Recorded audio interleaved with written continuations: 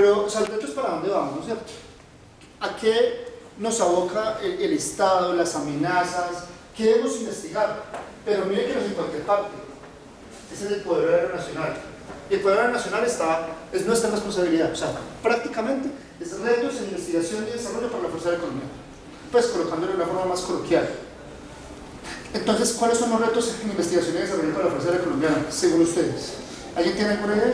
¿Alguien tiene alguna recomendación que nos sirva para guiarnos? Pues sería mi mayor sería la parte espacial, sería un reto. El otro reto sería... Pero ¿qué es la parte espacial? O sea, un reto tiene que ser una meta a donde yo quiero llegar. Yo quiero llegar a esa pared en 5 minutos. ¿Cuál sería la parte espacial? ¿Dominar el espacio? No sería... Entonces, ¿cuál sería el reto? O sea, y podemos, sería interesante colocar una línea de tiempo, coloquémoslo 10 años, como para que pueda ser algo sensato para poder discutir, para que no se nos vuelva tan utópico. ¿Cuál sería el reto? No, pero interesante, el tema espacial es muy interesante. No, pues ese es el futuro y está entre los objetivos de la Fuerza Aérea, pero pues sería, si ya lanzamos, digamos, el primer nanosatélite, sería lanzar uno grande, con más capacidad, o lanzar otro que nos brinde unas capacidades diferentes. El desarrollo espacial. Sí. Listo. ¿Alguien tiene algún otro reto que considere? Yo tengo una pregunta. Mi problema. ¿Qué es definir el Poder Aéreo Nacional? Esa es una cosa interesante, mi problema. Porque es que siempre me han enseñado que el poder aéreo es todo lo que vuela y ayuda a volar. Pero estoy seguro que si mañana se arma un inconveniente con algún vecino en la frontera, los Avianca que son no se van a poder utilizar para... Gracias, mi coronel. Son Muy bien. Entonces, mire que hay un reto interesante. Entonces, por eso sería bueno ¿qué es poder aéreo? Porque la definición de poder aéreo que siempre nos han dado es muy amplia, pero la realidad es muy... Pero entonces, mire, que no nos valemos tanto de la definición, porque yo no, mi coronel, antes los invitaría a usted acá en la parte, yo respeto los... O sea, doctrinariamente, poder aéreo nacional, mi coronel, usted me gana. Pero el concepto es, lo que mi coronel está planteando es muy interesante. Creo que mi coronel está diciendo, tenemos una situación que es el poder aéreo nacional. O sea, nuestra misión acá es fortalecer el poder aéreo nacional. Y lo que mi coronel está diciendo, personalmente concuerdo. El Avianca, pues sí, en el papel es parte del poder aéreo nacional. Pero la pregunta es, ¿va a ser? Entonces, el reto ahí es cómo contribuir nosotros con ese poder aéreo nacional. Y la pregunta es que esto no sea tan político. Porque yo aquí les digo, no, sí, se puede, la vida es bella, la carrera espacial empezó desde los 60 y se va a cumplir en los 70, lo que hablábamos ahorita en las exposiciones. Sino, venga, ¿se puede hacer? ¿Y cómo se hace? Entonces, la pregunta sería, más que qué se puede, sería ¿cómo podemos contribuir nosotros? O sea, traduciría esto en fortalecer nuestra fuerza aérea, que al fin de cuentas es la que va a tener que afrontar la responsabilidad de soportar el poder aéreo nacional de una manera real. Entonces, para eso les voy a contar muy rápidamente, porque el tiempo me regañaron, sigamos ahí, no nos colocamos de gastarnos el tiempo en la agenda. Cosas importantes básicas. Y en el tema de ciencia y tecnología, en el tema del desarrollo, hay cosas importantes que yo siempre peleo mucho en esto. Muy resumido. Investigación básica es crear nuevo conocimiento. Investigación aplicada es crear nuevo conocimiento para un objetivo específico. Pero ese objetivo específico no necesariamente es tangible. O sea, es mirar cómo la molécula me sirve para mejorar la salud. Pero todavía sigue siendo algo muy etéreo en ocasiones.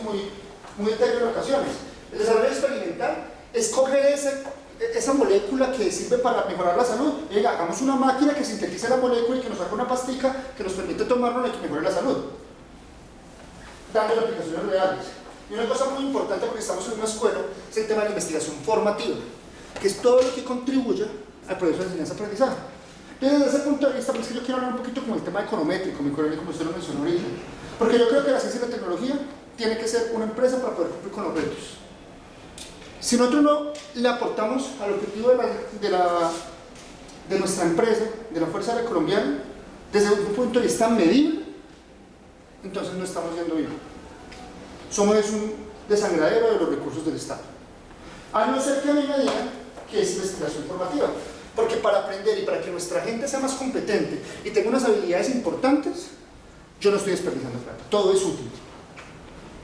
Que hay que investigar la cantidad de azúcar que hay en la leche condensada, retomando el ejemplo de alguien que nos decía eso, pues hombre, hay que hacerlo porque aprendemos algo, una disciplina de investigación, algo. Me imagino que el asesor le valió eso, fue por algo.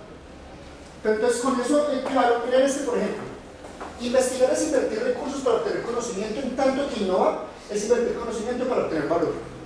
Entonces yo propondría que acá, para poder obtener un reto que apoye el poder aéreo nacional, tenemos que empezar a, mi opinión personal, desligarnos del tema de investigar como generación del conocimiento, por lo menos para la Fuerza Aérea, entre la Fuerza Aérea como empresa, no como escuelas, para poder obtener valor.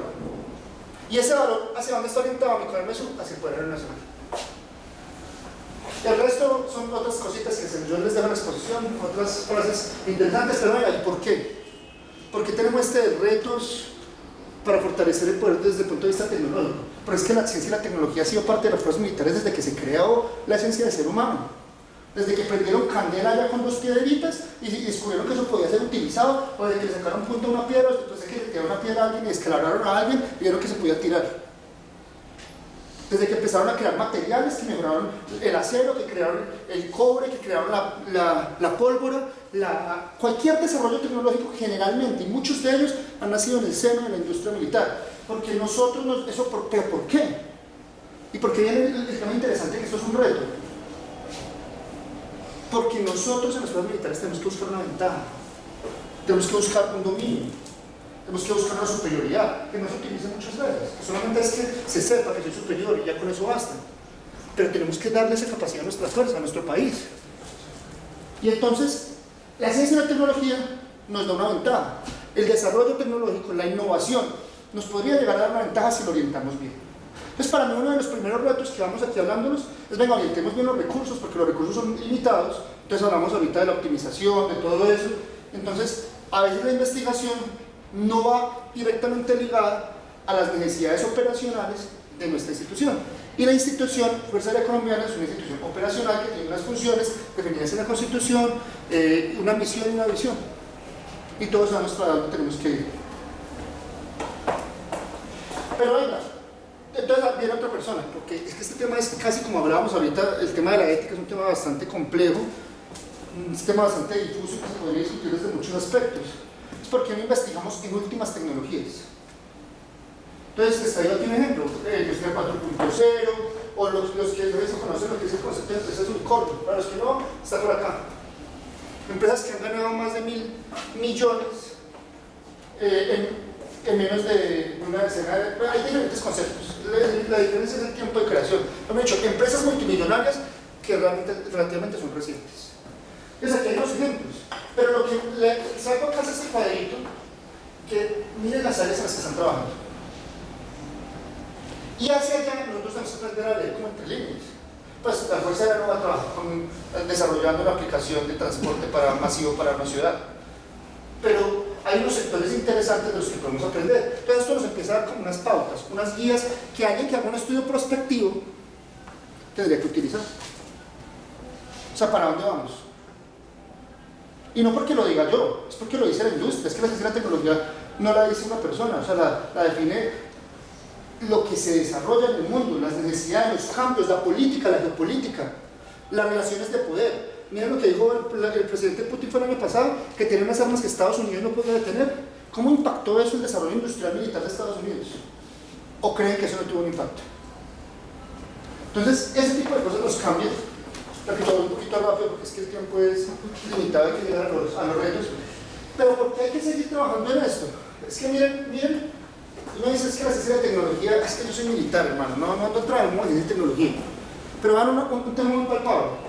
El número de bombas necesarias, pues para Fuerza Aérea Colombiana, operacionalmente hablando, para batir un blanco, una evolución con respecto al tiempo. Es decir, por acá, en el 44, necesitábamos 1.000 bombarderos, necesitábamos 9.000 armas, para poder batir un blanco, o sea, garantizar que destruimos un blanco. O sea, mejor dicho, no teníamos herramientas de precisión. Todo era saturación. Pero gracias a estas ventajas que nos da la industria militar y la tecnología militar, podemos llegar a decir que hoy en día, estamos hablando del 2003, ni siquiera podemos batir más de un solo blanco con bombas dirigidas. Entonces, ¿pero qué logró eso? Pues bombas dirigidas. La tecnología que nos permite, y eso va amarrado a otra gran cantidad de tecnologías, GPS, que también es una tecnología militar. que hoy en día todo el mundo habla de GPS, y horas de arriba. Es tan difundida la tecnología que GPS no es el nombre, es el nombre de la tecnología como tal. Y nosotros ya lo difundimos. Es como cuando dice, cómprame una crema de dientes, uno dice, cómprame un Colgate. O sea, se impactó tanto la marca Colgate que ya usted relaciona Colgate con crema dental. Pero no es así, o sea, fue un impacto muy importante. ¿Quién lo logró? GPS. Entonces los desarrollos de la Cérica que hemos tenido son muy importantes. Entonces, aquí quiero decirles acá, nuestro deber desde el punto de vista de ciencia y tecnología, para mí, es apoyar el desarrollo de capacidades de ese poder aéreo nacional que hablábamos ahí. Y no lo digo yo, esta gráfica creo que es bastante diciente. Pues esa gráfica la tomé de un par de libros, yo les comparto las bibliografías sobre el futuro del armamento en el desarrollo de las operaciones aéreas. Pero entonces ahorita aterricemos un poquito. Es que uno aquí habla de satélites que tienen láser, de que China tomó un satélite, pero es que estamos en Colombia. Entonces hay que contextualizarnos y empezar a acotar. La Fuerza Aérea Colombiana tiene unas capacidades de tecnología que se las voy a nombrar muy rápidamente. Y lo hago es porque con el tiempo he notado que nosotros no sabemos lo que tenemos. Y este es un buen lugar para que vayamos conociendo eso. Entonces nosotros tenemos como fuerza una misión y una visión que compartimos con esa tecnología, me parece muy acertada. ¿Hacia dónde tenemos que apuntar nosotros? Hacia donde apunte la fuerza. Así de simple. Y hay una cierta historia y unos retos para dónde vamos. Nosotros, como sistema de ciencia y tecnología, arrancamos como en el 2001. Y en el 2003 firman una orden permanente. Esa orden permanente crea una cosa que llamó Comité de Ciencia y Tecnología y decía, venga, hay que hacer proyectos y hay que destinar alguna práctica para hacer proyectos. Entonces, ese comité lo presidía GENFA y había que hacer proyectos, pero no había formatos, no había nada organizado, pero fue pues un avance muy fuerte. Mi coronel Garcés, no sé si la conocieron, trabajó muchísimo en este tipo de cosas porque hay que dar los reconocimientos a las personas. Adelante, por favor. Y entonces dentro de este formato se empezaron a hacer cosas interesantes, sobre todo desde el punto de vista tecnológico, que es desarrollar bancos. Estamos hablando de historia, y estamos hablando de historia la que yo conozco, pero en muchas bases se hizo cosas parecidas. Me atrevo a decir que todas las bases deben haber bancos desarrollados por industrias regionales o por gente del grupo técnico de los diferentes grupos que tuvieron la idea de solventar un problema del grupo técnico de mantenimiento basados en tecnologías locales. Eso es lo que yo conozco. Entonces se empiezan a desarrollar bancos, herramientas, a disminuir los tiempos y a mejorar. Eso es un desarrollo tecnológico. Problemas acá, no había nada estructurado. Entonces aquí hubo pérdida de propiedad intelectual, pérdidas de conocimiento. Esto no es necesariamente una historia, o sea, es una historia chévere en el sentido de que hemos ido mejorando, pero pues los costos han sido altos. Costo de la ignorancia. Entonces, este tipo de cosas pasó. Y entonces, después de todo eso, se evolucionó y ya estamos hablando de que en el 2015, imagínense, pasó mucho tiempo con la Célula 69. Ya sacan un modelo investigativo del sistema educativo de la Fuerza Aérea Colombiana. Y después, lo cambian, ahorita sacan es un manual del modelo. Pero realmente son muy parecidos. Ya dentro de esto, empiezan a hacerse proyectos un poquitico más, ¿cómo llamarlos? Ambiciosos tal vez. Entonces se empieza, y esto es parte de la historia. Aquí mucha gente ha escuchado hablar del tema de sustitución de importaciones, ese tipo de cosas. El SECAL ni siquiera existía, el SECAL era la sección de certificación de la Fuerza Aérea Colombiana. Entonces empiezan a crear piezas para aeronaves. Me atrevo a decir que el Río Negro fue de los pioneros con Bogotá. Entonces ahí se formó el Río Negro Calscol, y antes de Calscol la de Bogotá, que es la agremiación de empresas pues, que producen para el sector aéreo, que la de Bogotá se llama... ¿Un como clúster? Sí, es un clúster de Bogotá. Se me voló Natalie que sí sabe los nombres. Discúlpeme que sí. El de Río Negro. Y el de Bogotá, pero el de Bogotá es un poquito. Pero son más fuertes el de Bogotá. El de Bogotá es probablemente el primero. Entonces se empiezan a hacer piezas, se demuestra que se puede, entonces viene el SECAP. Y viene un proceso importante de la parte de regulación. Entonces volvemos a hablar del tema que mi colega lo mencionaba, por ejemplo, ahora, de lo justo, lo correcto, lo incorrecto. Entonces antiguamente se podían hacer piezas y hacer pruebas, digámoslo, de manera menos exigente, más parroquial, muchas gracias. Pero hoy en día, montar cualquier cosa en una nave requiere un permiso práctico, si no lo va a hacer correctamente, para producirlo, para generarlo, se requieren certificaciones. Como nosotros somos autoridad aérea, nosotros podemos autocertificarnos, pero el que tiene la competencia de certificar el proceso y la pieza es el SECAV. Aún así, si no es algo mayor, con una orden de ingeniería a través de un estudio que hace desde los grupos técnicos se pueden desarrollar ese tipo, digamos, de procesos, pero si uno lo quiere masificar o hacerlo para la fuerza, pues tenemos que pasar a un proceso de certificación. El proceso de certificación demora fácilmente, estamos hablando de términos de años, 1 a 2 años. Es un proceso costoso y complicado. Esto nació desde algunos apoyos estatales de conciencias, alcaldías, Impulsa, digamos fuentes de financiación, pero y el concepto privado. Bien, entonces en ese momento les pongo un poquito de la historia.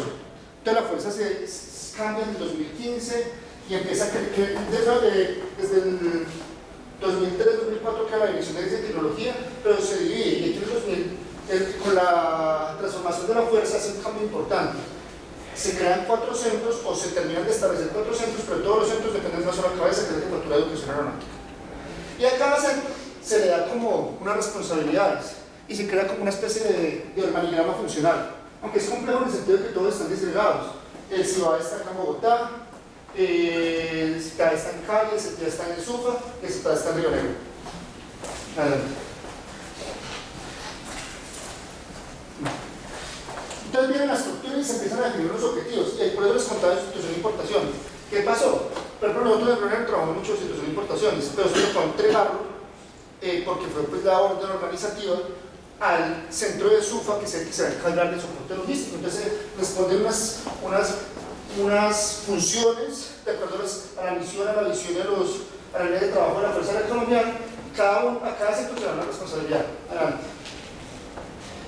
En resumen, tenemos esto, y me voy a sentar un poquito acá porque quiero llegar a este caso. Voy a dar este caso porque yo creo que sí se puede, no es fácil. El problema, uno de los retos es volver que eso se vuelva un proceso normal en la Fuerza Aérea Colombiana, que podamos lograr tener ciertos grados de autonomía en ciertas tecnologías que pueden ser estratégicas para la fuerza, definidas claro por estudios serios que definan esas tecnologías, y con eso poder tener unas ventajas operacionales, unas ventajas estratégicas, unas ventajas tácticas o unos ahorros institucionales. Entonces, el Centro de Río Negro tiene la responsabilidad de modernizar la fuerza. Para el 2015 lo denominaban tecnologías estratégicas. Entonces, los centros se dividen con espacio en esas misiones, que estos son uno de los 4 centros, como sus principales proyectos importantes. ¿Qué se ha logrado entre los 4 centros? Este es como un collage. Este se lo robó a mi general Lozada cuando lo presentaba él. Entonces aquí podemos hablar de diferentes proyectos. Tenemos un proyecto de integración de meteorología militar que lo hicieron en 3 esquinas. Una cosa importantísima que la gente vuelve y juega. ¿Cuál es la función? O sea, ¿para dónde vamos? Entonces yo personalmente dice uno, no, oye, la Antártida, pues, ¿por qué la Fuerza está invirtiendo en proyectos de tecnología en la Antártida? Porque estamos haciendo presencia en la Antártida. Porque nosotros por geografía y por geopolítica tenemos una participación en la Antártida, pero si nosotros no hacemos, si no ejercemos ese dominio, ese derecho legal que tenemos, nos pasa como con el ciberespacio. Pues sí, podemos discutir mucho que la amenaza ciberespacial, pero tenemos que poder pararnos allá y decir, hombre, aquí estamos. Entonces, el tema de la Antártida y una cantidad de desarrollos importantes, simuladores, que demuestran que se pueden hacer cosas. Pero miren que si ustedes se colocan a hacer análisis más de las fotos, son como esfuerzos aislados. Miren que no hay como una ruta, como una línea rectora que oriene todo eso.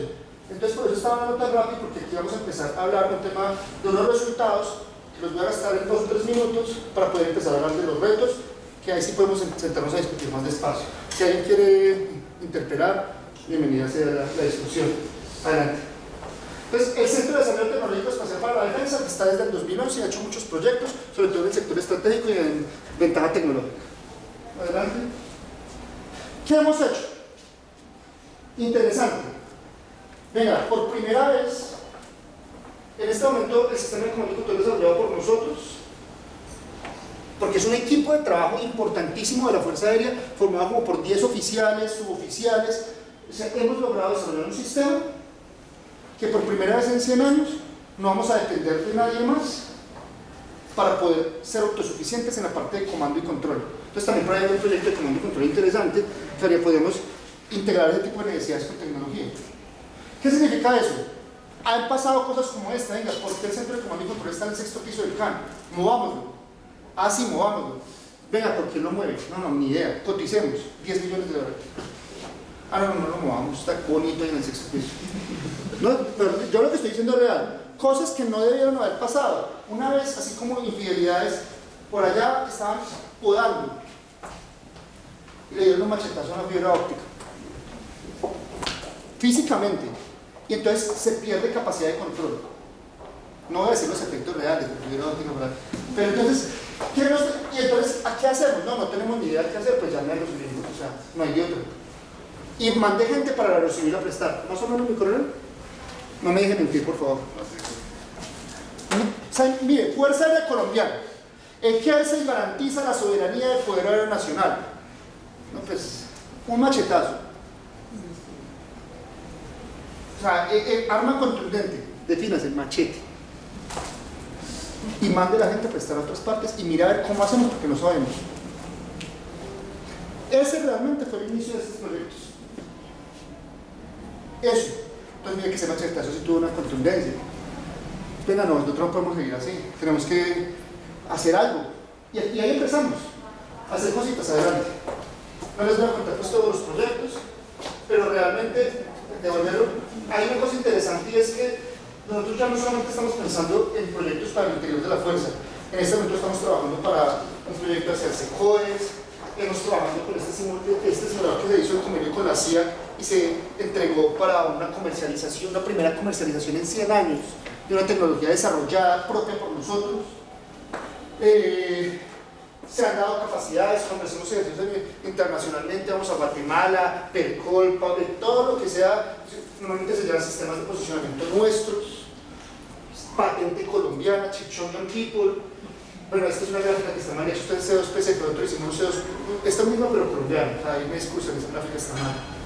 Pero se han hecho todos esos productos por primera vez en 100 años. El año pasado hicimos una simulación a nivel estratégico con comandantes nuestros, discutiendo planes operacionales importantes, pues para no hablar de más detalles, con una herramienta propia, en la que ellos podían decir, venga, necesitamos que para la próxima vez tengan esto, esto y esto. Y pues, como orden en general. Y ya, había que hacerlo. Pero es los costos de una simulación. Alguna vez acá en la Escuela Superior de Guerra creo que hicieron una simulación, eso nos lo contaron, no sé si es cierto o no, porque fue una charla que vinieron los de Ecopetrol a simular una situación de un caño de petróleo y se les fueron como $60.000 o algo así, o sea, fue una plata interesante. Pero es que una simulación vale, o sea, eso no es gratis. Y entonces a nosotros, por ejemplo, hace en marzo hubo otra simulación. Venga, ¿quién necesitamos allá montado? Bueno, ¿cuántos van? 4, 5, 6, bueno, viáticos por 6 días, $60.000, 6 por 6, 36, 360, digamos que fueron 3 millones de pesos. Ese fue el costo de la operación. Entonces, y le da una ventaja a la fuerza. O sea, es que si el comandante dice, quiero simular esta situación, pues no es de medida donde sacamos la plata, sino venga, ordenen y se hace. Punto. Entonces empezaron a decir, venga, ¿será que eso no aporta el poder aéreo nacional? Entonces son cositas que uno va apuntando.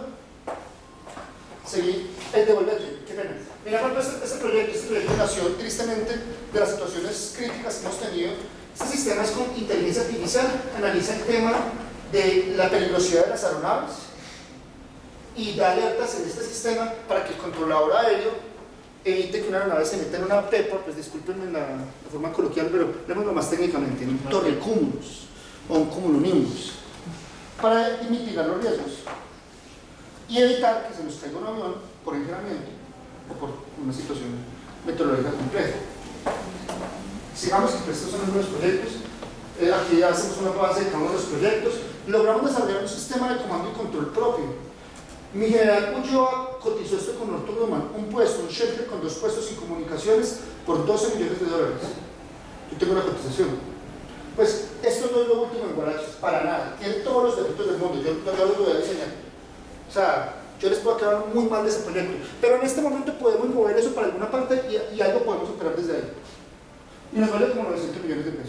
Y tiene 12 puestos de trabajo y sala de crisis. Y tiene comunicaciones incluidas. Pues VHF AM radios, VHF FM, bueno, en detalle tiene capacidad de comunicación. Mucho por mejorarlos. Esto fue un prototipo y la idea es hacer una fase 2, pues los recursos son limitados, entonces por ahora está operando y ahí funcionamos. Seguimos avanzando y la tecnología sigue avanzando. Entonces, el primero los que hicimos que era 2D, ahorita lo tenemos GIS. Entonces podemos llegar inclusive a montar imágenes de Sofía o de diferentes fuentes operacionales en el sistema georreferenciadamente e integrar esto, por ejemplo, a futuro con CI o con otros procesamientos de datos para hacer minería de datos. Bueno, las posibilidades iban a ser interesantes. Seguimos. Este es el monoradar, un producto que hicimos acá en Colombia y que realmente nos decía la empresa, que es una empresa americana, porque eso fue a través de un contrato gobierno-gobierno en el que los Estados Unidos nos iban a apoyar para modernizar ese radar.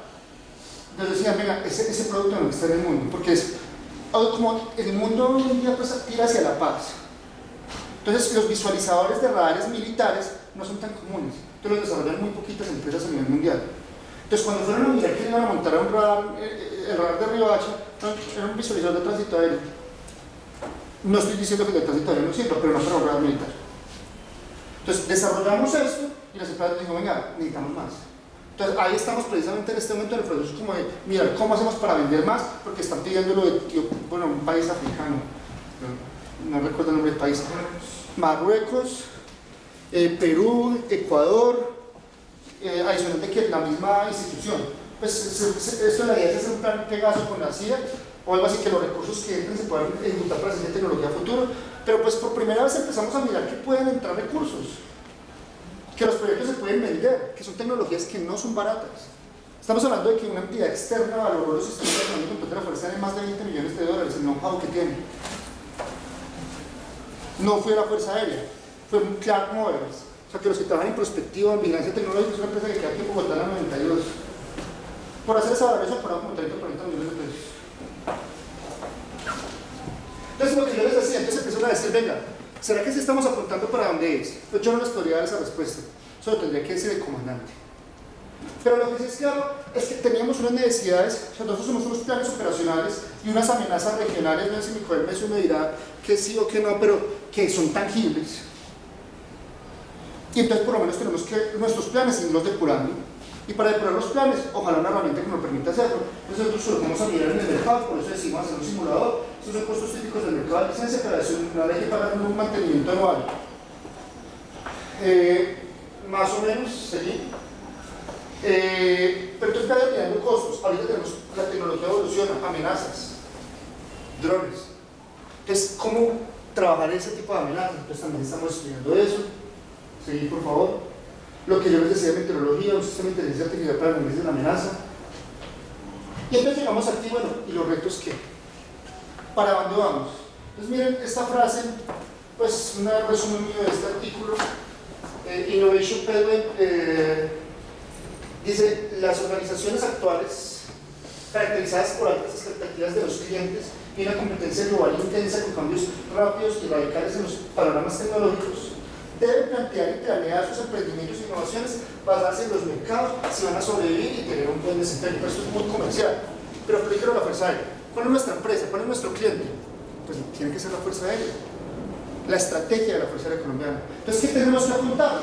Nosotros, como reto, tenemos que apuntar a las expectativas de la Fuerza.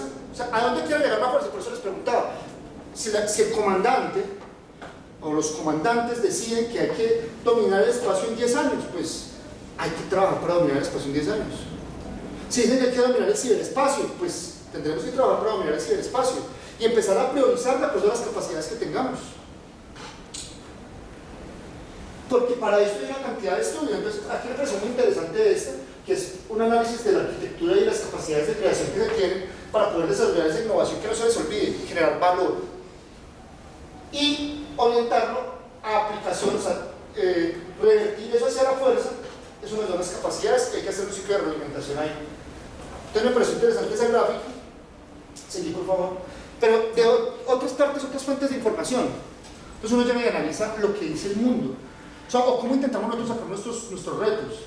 Para dónde va el mundo. Entonces hay una página llamada Gartner, no sé si la conocen, que analiza variables del mercado, variables tecnológicas, y les colocan un cuadrito ahí que dice que es mejor y que no.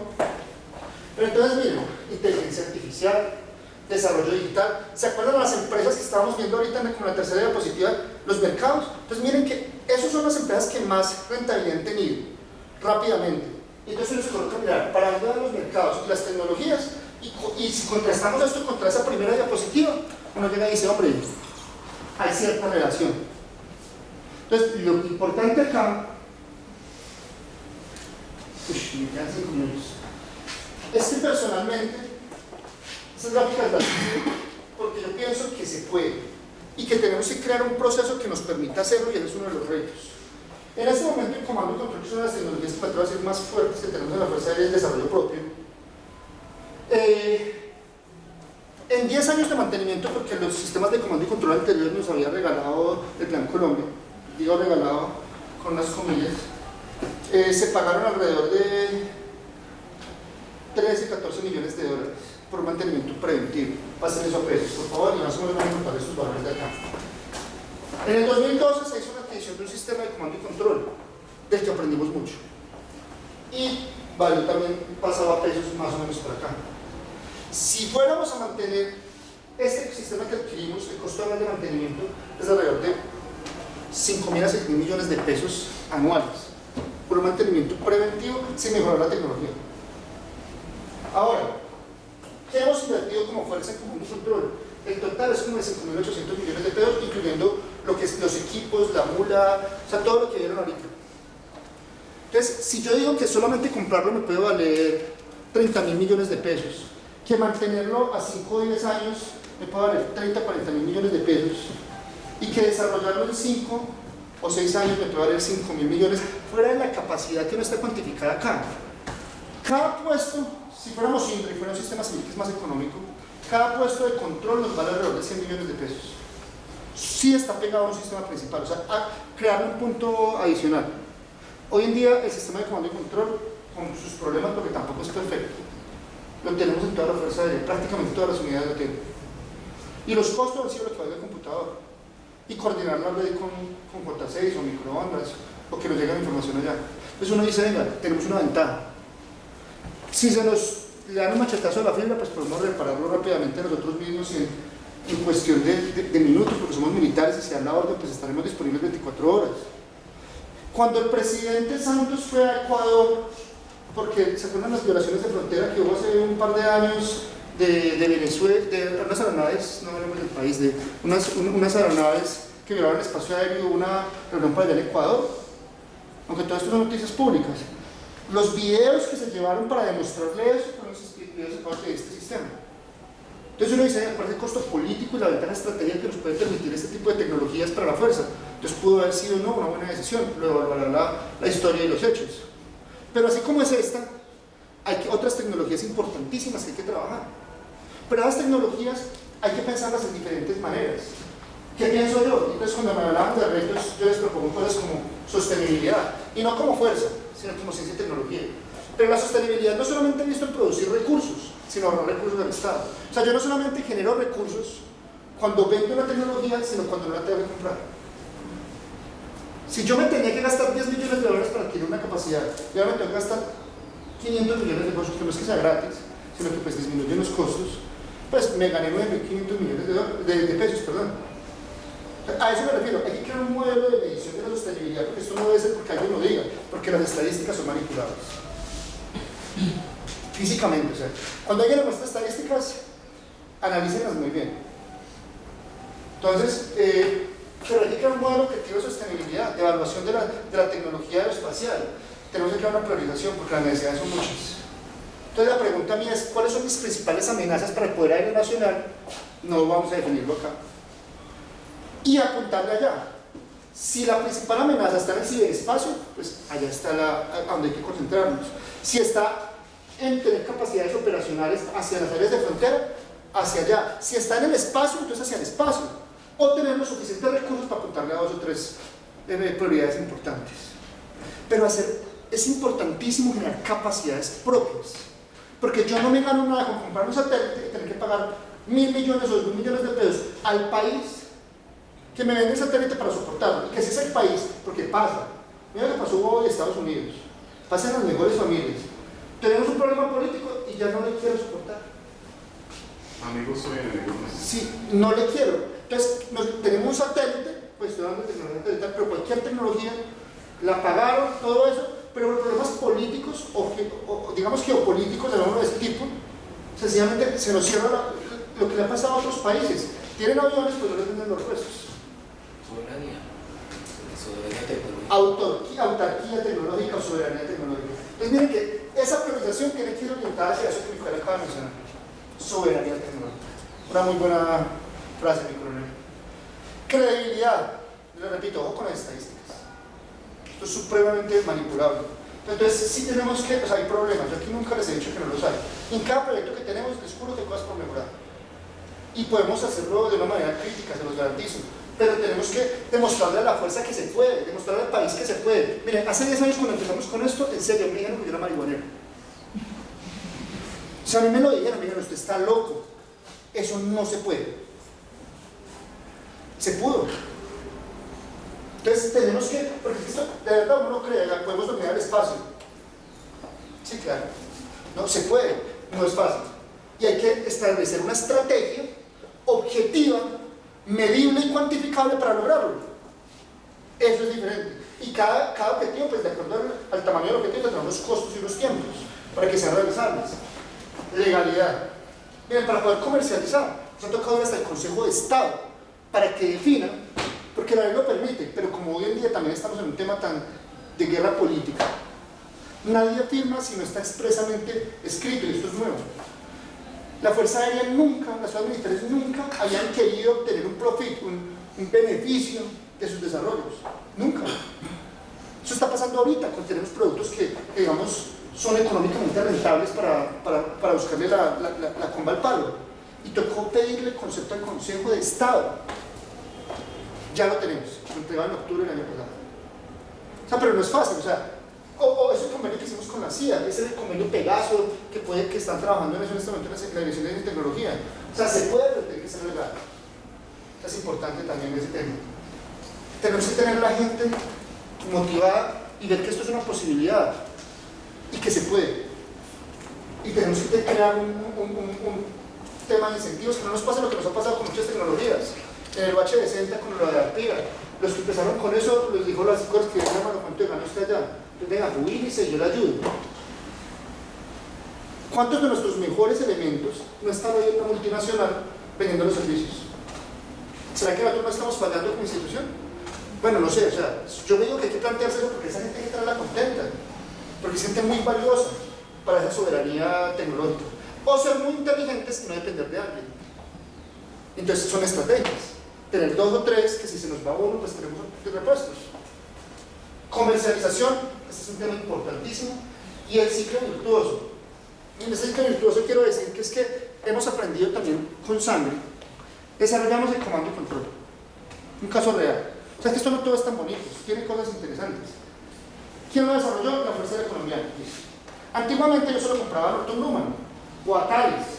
¿Quién me vende el mantenimiento? Thales o Northrop Grumman. ¿Cuánto vale? $2 millones. Ahora yo los pago. Ahora, yo desarrollé el sistema. ¿Quién le hace el mantenimiento? ¿Y quién? ¿Quién? O sea, no tenemos una organización preparada. Pero para empezar, entonces hay que decir, venga, los productos tecnológicos los va a recibir de acuerdo al tipo de producto y entonces vamos a hacer un proceso de entrenamiento y transferencia de tecnología, porque yo no solamente puedo cerrar el proyecto, porque ese proyecto hay que seguirlo modernizando. Si la fuerza considera que es viable la tecnología, hay que seguirla modernizando en un ciclo virtuoso o tercerizarla con empresas nacionales. Yo no estoy diciendo que eso sea la solución, pero hay que analizar las posibilidades. Pero ya es muy diferente pagarle, no sé, 500 millones o 1.000 millones a una empresa generando riqueza, impuestos en Colombia, que pagarle $2 o $3 millones a una empresa para que algunas personas del extranjero, que respeto mucho a las personas del extranjero, pero pues se beneficien. La riqueza colombiana de quedarse en Colombia. Pues, una opinión muy personal. Para mí esos son como los retos más interesantes que tenemos en este tema de la ciencia y la tecnología, porque retos pues muchísimos, los vamos a hacer específicos, pues cada una de las tecnologías habría que discutirla prospectivamente hablando, con base en las amenazas, con base en la situación geopolítica y sobre todo a la voluntad del comandante. 12-18. Más o menos. Creo que termino. Muchas gracias. ¿Preguntas?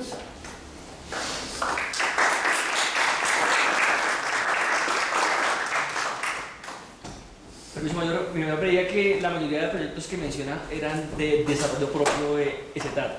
Pregunto si no se maneja, digamos, un método como el que emplea DARPA en Estados Unidos, donde se use la triada entre Estado, industria y universidades para así tener un mayor de desarrollo e ingresos al país. Ese tema es una excelente pregunta y la idea es poder llegar a hacerlo, pero es que miren que nosotros, o sea, yo pienso que este es un tema de evolución. DARPA, NASA, otros de los ejemplos en empresas multinacionales que nos llevan 50 o 60 años. Les repito, vuelvo a lo que les decía ahorita, esta es la primera vez que la Fuerza Aérea se preocupa por buscar la neutralidad a lo que cree que la tiene. O sea, si nosotros logramos vender un sistema de comando y control, el más sencillo de todos, se le cotizó a Guatemala en $3 millones, la actualización más básica. Con una venta de te pagamos toda la investigación que hemos hecho desde que existe el sector, por dar un ejemplo solamente. El gran problema que tenemos es que, por ejemplo, si yo, o sea, no tenemos modelos legales que me permitan a mí, los estamos desarrollando. Ese programa Pegaso que les he mencionado, llámese Pegaso, o sea, no se llama Pegaso, se está intentando desarrollar un convenio con entidades inicialmente empleadas comerciales del Estado, del Ministerio de Defensa, pero que podría aplicarse ese mismo tipo de tecnología, porque esta no es una tecnología, un modelo de negocios político o político económico, es una tecnología, aplicarse esa tecnología con empresas civiles.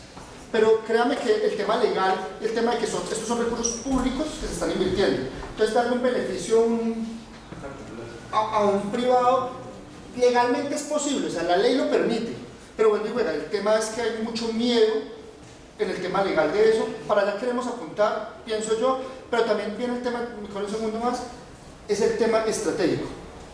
Si depende de la tecnología, el comandante y sus asesores dicen, venga, ¿esa tecnología es bueno tercerizarla o no?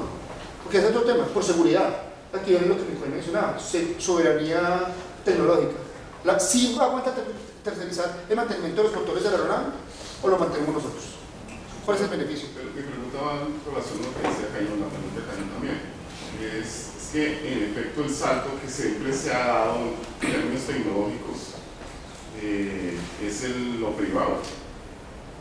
Y la ley 80 es un gran problema porque usted vende una cosa y el dinero no le llega a usted, sino que se va para otra parte y después reclamarlo es un lío completo. Pero el desarrollo de Embraer, por ejemplo, para citar muchos de los ejemplos, fue Boeing, Lockheed Martin, todas nacieron, la aviación se desarrolló bajo la sombrilla estatal y después para que pudiera seguir evolucionando como lo hizo, tuvo que irse a la empresa privada. De acuerdo. Y creo yo que en algún momento debería suceder lo mismo con la empresa de investigación que está tratando de fortalecer la fuerza, sobre todo con el trabajo de obras que ustedes han hecho. Porque si no, lastimosamente nuestras instituciones son, lo que voy a decir es muy respetuoso, es una posición muy personal, pero nosotros terminamos siendo una institución como una familia empresa. Se termina dependiendo del corazón de la persona que se encuentre liderando, y si no le parece, hasta ahí llegaron las proyecciones estratégicas que se tenían. Pero afuera, tal vez, con un convenio, tal vez todo está escrito dentro de las notas que somos tan santanderistas, deberíamos trabajar. ¿Qué tan fuerte podemos hacer esos convenios en lo civil, de tal manera que el Estado tenga una participación, pero también la empresa privada pueda ayudar a desarrollarlo? Y el Estado lo sabe, para poder desarrollar todo desde los 98, para que los procesos de paz se pudieran dar dentro del país, todos los procesos de paz que se han hecho, bien o mal, tuvieron que crear una empresa que pudiera actuar bajo el derecho privado, ese fondo paz. Pero también entendió el Estado que no solamente esa empresa era necesaria para poder evolucionar otros temas. Codatec es otro ejemplo. O sea, el Estado es consciente que las iniciativas que nacen bajo su derecho para que puedan evolucionar tienen que irse por fuera de él, porque si no la misma burocracia, lo anquilosado que funcionamos como pensamos a veces, terminan pues, acabando unas buenas iniciativas. La mitad de la respuesta a su pregunta se la dio Nicolás. Porque muchos de los desarrollos que se han hecho así, se los muestro yo, porque digamos que necesita un grupo de gente terca que puede mantenerse todo tiempo allá y han mantenido el corazón en desarrollar estas cosas, y aunque ha sido complicado, lograron sacarlo adelante, o logramos como equipo de trabajo sacarlo adelante. Entonces, parte de la familia empresa que mi coronel menciona, tal cual. Mi coronel tiene toda la razón. Y les puedo decir, por ejemplo, con nombres propios del capitán Giraldo, Guillermo Giraldo, que ahorita que lo tuvieron hacer curso de ascenso, está trabajando fuertemente en eso de los convenios para tercerizar. Pero es que estamos, o sea, eso es desarrollo tecnológico. O sea, también aparte de modelos y convenios, todo eso, porque es que no lo habíamos hecho, es nuevo. Entonces entenderán que lo nuevo, entonces el abogado que tiene que firmar allá, no, venga, yo pido concepto. Entonces es un proceso que estamos empujando, estamos intentando sacar. Estamos convencidos de lo que ustedes acaban de plantear. Tanto con empresas del sector defensa como empresas del GESET, como Coantec, CIA, es más, con Cotecmar, ellos quieren trabajar con nosotros, que es una de las empresas interesantes también del sector defensa. Entonces sí se está trabajando en eso, pero es que ustedes entienden que el ámbito militar es también de relaciones de poder, tema político, de relacionamiento, o sea, se les sale uno técnico, o sea, yo me quedo con la parte técnica, o sea, ese tema político, administrativo, es un tema que es mucho más lento, es un tema de convencimiento.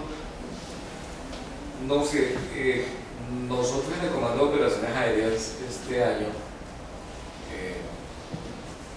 pues en el sentir de la nueva organización, en el que en esa nueva organización, en el nivel operativo y estratégico de la organización de la fuerza, nos sentemos a hacer lo que tienen que hacer allá y no resolver solo problemas del día a día.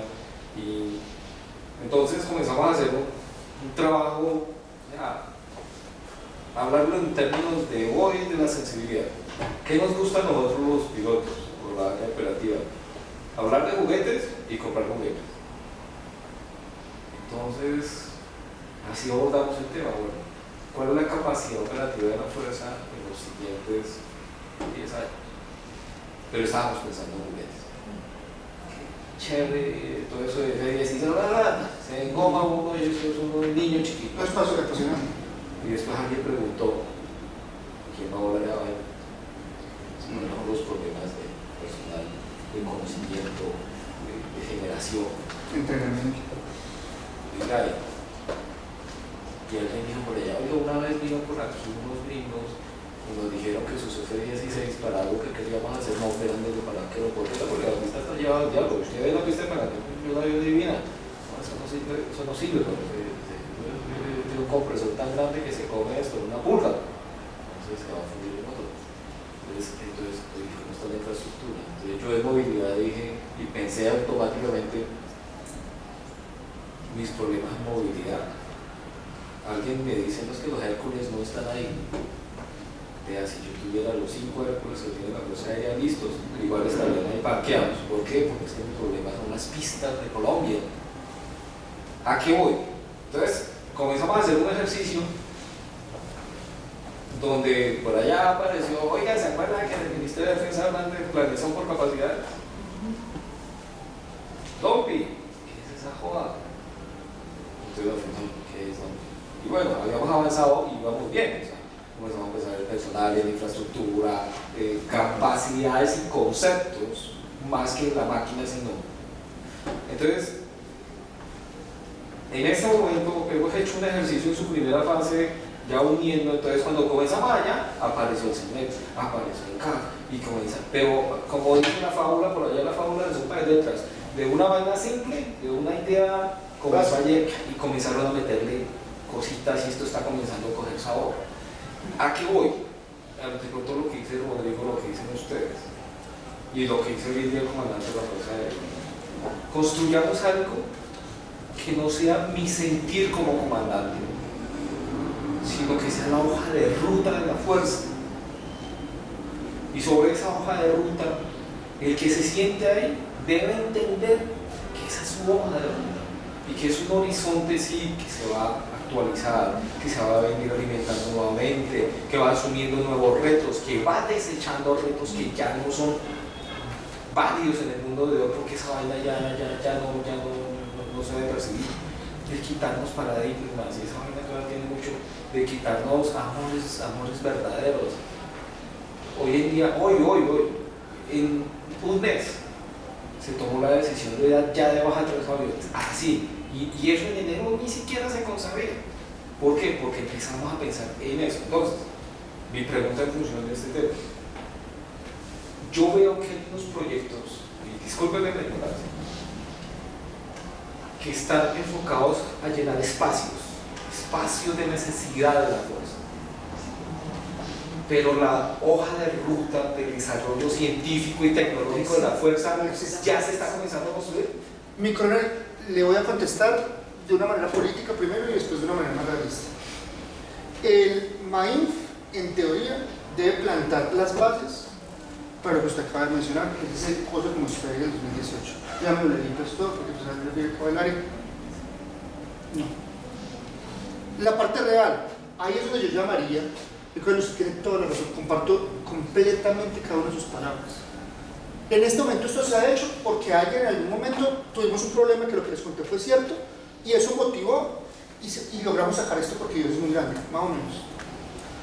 Pero realmente no porque alguien hubiera hecho una planeación y hubiera hecho que esto era una tecnología estratégica. Ahorita estamos hablando con uno de sus tesistas o de los proyectos que están acá y yo le daba precisamente esa recomendación: venga, ustedes acá que tienen el tiempo, la perspectiva, la vigilancia, las herramientas de la investigación formativa, no investiguen, o sea, investiguen a lo macro, tal cual.